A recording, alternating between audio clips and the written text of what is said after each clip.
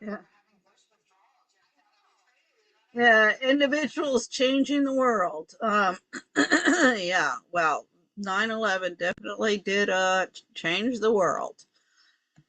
Um, well, actually, that's his son who was involved in that one, but he was with the Iraq War, and he was CIA, and I mean, how much was he a puppet of the military industrial complex? I really don't know. Or how much was he a willing? I mean, definitely his son.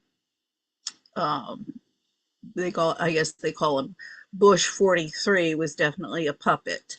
I don't know Bush 41 how much he was, but see here we got Tucker Carlson looking at the 9/11 files. CIA secret mission gone wrong. Let's start connecting the dots and stop with the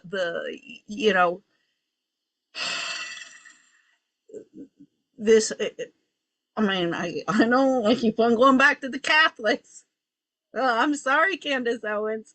I know you're Catholic and everything, but you gotta understand, um, the Catholics. You can talk about your cults. Uh, I let me just, well, unfortunately, my mother's passed, but I can, uh, that was just my experience with the Catholics has been stab them in the back and and then atone for your sins by doing some charity work. I mean, Bobby Kennedy even said that in People magazine, an interview about his mother. What was it? She saw the world as friend or foe, and her treatment of staff and family was at odds with her human rights activism work. I'm like, oh yeah, I can relate. Um, so what I've been looking at in a lot of really kind of what's going on with the Charlie Kirk assassination, is the reaction of everybody. I haven't gotten into the Goebbels yet. Um, and the social media influencers. So Megan Kelly is one that I've been watching, Candace Owens as well. And I mean, see, Megan Kelly, she's really positioning herself and uh, working this for all it's worth. Um, I mean, this one, the memorial, where was that? Charlie Kirk's memorial, Power of Forgiveness, and Van Jones smear. Um, I mean, she's always name dropping people. I mean, I love it when she always tells everybody how she's a lawyer so she knows what she's talking about. I'm like, why don't you read my 35-page report that I sent to the World Justice Project, which is supposed to be looking at all the lawyers. So, as I keep on saying, here we are, we're in the Fourth Reich. Uh, and so, yeah, there's a parallel of the people in the administration. And so here we get to Stephen Miller. Is he the Joseph Goebbels?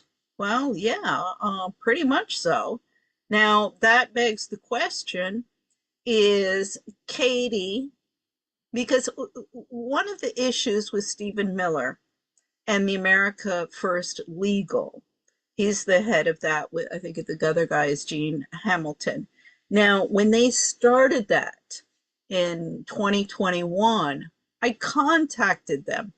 And I mean, I called and I sent a snail mail letter. Everybody's got to stop. Well, we didn't get the letter. We didn't get the memo. We didn't get the memo. I mean, I've been doing this for 18 years. We'll start hiring some secretaries then, because you can't use that. Um, I was like, Oh my God, when the domestic violence extremist report came out in all the different categories, I said, oh Lord, here, I got a whole slew of people in Washington that you can take out with that one. I mean, Gloria Allred and Lisa Bloom and David Boies are going full force with the Me Too stuff. I mean, those people are just trashing the rule of law and due process, and nobody says boo, and they're making a fortune. Do not tell me that it can't be done, that we cannot. I mean, I've prepared all of the cases, I've argued all of the cases, I've looked at the laws. I mean, I have handed I've handed this to them on a silver platter. So you can't say that, there's no other, we got to do this with force. We got to bring in the National Guard. We got to scare the people. We can't argue this in the court. We can't argue these issues in the court because why? Oh, because we don't want to. You give me a reason. Military industrial complex owns you, and you want more wars and more wars and all of this fluff. I mean, God, I'm listening to Pam Bondi and Katie Miller. I mean, these are feminists. You're supposed to be bringing back the family and family values, yet at the same time they're promoting uh, the whole women in the workforce, having it all. We can do it all. I mean, this is all the whole Pam Bondi thing, interview with Katie Miller, was filled with that. I mean, Usha Vance with Meghan McCain. I mean, Meghan McCain, she's Arizona.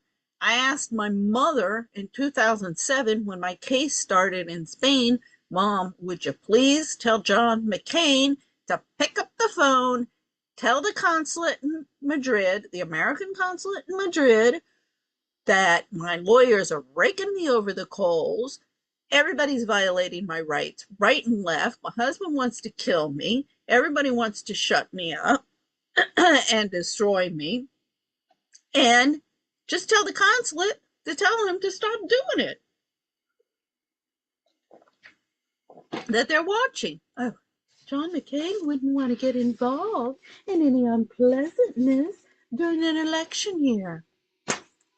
Got the same bullshit from Bobby Kennedy's campaign. I mean, when is everybody going to stop with, we don't want to be involved in any unpleasantness? As I told the volunteer for Bobby Kennedy's campaign, I said, that's all there is. You guys don't want to be involved in any unpleasantness, then please go home. Stop with this, we're mentoring young women.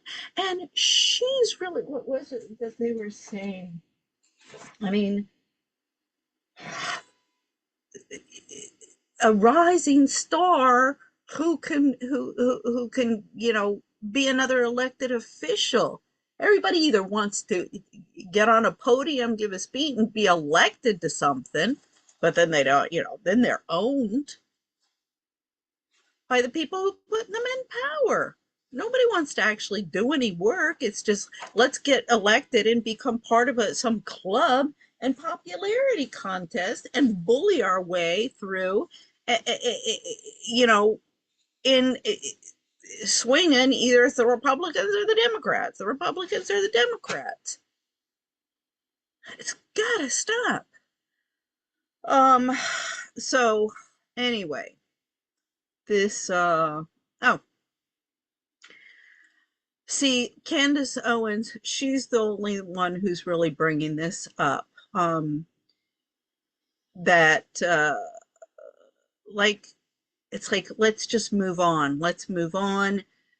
She said it's really strange, and I agree with this. Why is Turning Point USA not calling for and pressing for an investigation into really who killed Charlie Kirk. What exactly happened? Because it's still, I mean, we're getting some information from different podcasters, because we're really not getting much from the authorities, but it's still very unclear, um, what happened. Because, like, one of the things, so it does look from what's coming through from the different ballistic guys. I think that goes into it here. Yeah, I get into this here. One of the ballistic guys, that it was from the front. I don't understand that, because they were saying, well, no, he fell to the side, so it had to have been from the side. But now they're saying it was these guys. The new report changes everything in the Charlie Kirk murder. There was an autopsy, and here is what they found with the bullet, but they're still not sure what bullet it was. So there's still some questions. However, they are saying that, yeah, it was from the front. So that would correspond with this Robinson kid that was apparently, we still don't actually see him shooting, and we see somebody running off the roof. We don't actually see somebody actually shooting. And then also, there's no way he had the rifle with him, stuffed down his pants. That's pretty much, everybody kind of debunked that. So that would kind of indicate that the rifle would have been up on the roof. And they're also saying the rifle wouldn't have been, taken apart, put back together again. So they are coming out with some stuff. But so the rifle was on the roof. Was it put there? And then he went up. And so did he act alone? Because here's something that I haven't heard anybody really talking about this. Kirk, and I'm going to take it. So there was a note that the Oops, oops, oops. Hold on. That was not. Oh, wait a second. I'm not sure if this is the one that I wanted to show. Oh no, here, this is the one that I wanted to show. Because this is interesting, uh, because he goes into how,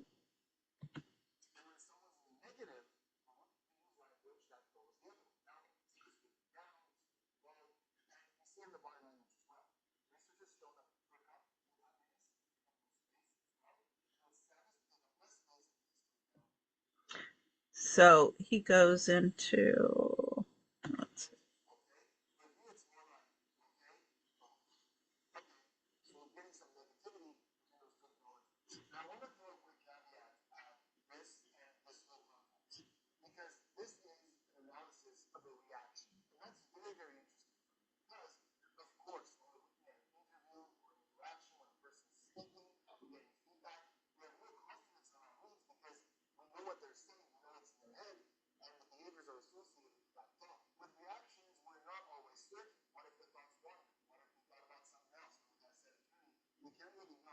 So this is interesting because he's looking at, uh, the reaction. This here, where is this? Of the shooter. Let's see.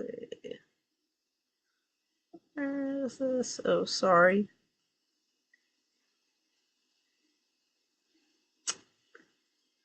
So it's not the one that I wanted to do.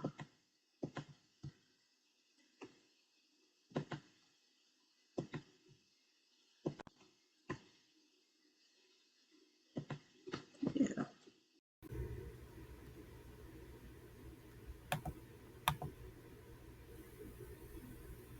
admission. So he told himself, just sit there, glaze over, give him nothing, because otherwise they can use it against you. Or those guys on YouTube will look at your body language, are going to be like, oh, look, there's guilt there, so he must have done this. So I don't know. Maybe he's making a conscious effort to not give any reactions. And that's exactly where this gets really interesting and frustrating. And I discovered something that no one else has talked about, and I don't blame them, because what happened to me was very specific. So what happened is I first saw it on Instagram, and I said, wow, this guy's not giving him anything. And then when I was going to do this analysis, I went on YouTube and I searched for the whole footage, and I came across the version on ABC News. And as I was watching it, I saw something completely different. Watch this. Tyler James Robinson intentionally selected Charlie Kirk because of Tyler James Robinson's belief or perception regarding Charlie Kirk's political expression. That concludes reading the information. Mr. Robinson, please tell me you notice the difference. In this version, when the judge said that Tyler intentionally selected Charlie Kirk because of his belief or perception of Charlie Kirk's political expression, as he's saying that, as he's saying because of Charlie Kirk's political expression, we see Tyler nod downwards, the same way he does when he acknowledges things. And in that moment, I'm looking at that going, wait a second, like this whole time he was stoic, and this one moment where in this slip up where he's going, yep, that's why I did it. Kirk's political expression. But there was a little voice in my head that was like, wait a second, I saw this on Instagram earlier, and he never acknowledged anything. I was looking specifically for that, so there's no way I would have missed that. So I took both clips. I took the ABC News one that I was watching that has tons of views online, and then I compared it directly to another one that I found that was from a news source in Salt Lake City, and I synced up the audio to where the judge is saying the same thing. And I looked at Tyler, and it wasn't the same thing. In the local one, in the Salt Lake City one, all the charges are read. He doesn't react. And then when the judge says that concludes the charges or whatever, when he's done, when he's concluded, that's when we see the acknowledgement like this. So Tyler goes, good, okay, we're done. I get it, acknowledge. So I'm going to play them side by side. I'm going to show you this clip. And on the right, the little box, that's ABC News. And you'll even hear that the audio is synced. And on the left is the one from the news station from Salt Lake City. And look at when that nod hits. On ABC, it's an acknowledgement to the charge. On the Salt Lake City one, it's an acknowledgement to we've concluded. Because of Tyler James Robinson's belief or perception regarding Charlie Kirk's political expression. That concludes reading the information. Mr. Robinson. To clarify, in the beginning, they were both synced, and it seemed like the responses that he was giving were timed well with what was being said. And then at this moment, I realized that the clips were out of sync. So I'm watching one of them, and I'm watching him not react throughout and only react when it's done to acknowledge, okay, we're done. And that one, by the way, is on a network called KUTV2 News. That's in Salt Lake City. But then on ABC News, one of the biggest news platforms of the country, I'm seeing this report that's been seen by tons of people out there. And when he's being told, when the judge is saying the motive for having done this, which is political expression, we're seeing an acknowledgement. And listen, you don't need to be a body language analyst to see that acknowledgement, right? The judge is saying that Tyler specifically chose Charlie Kirk because of his political beliefs. You're seeing the guy in that moment acknowledge it like this, the way he's acknowledged other things before. Seriously, what are we doing here? The year is 2025. Why does this footage look like it was filmed on a potato from the 17th century? Everything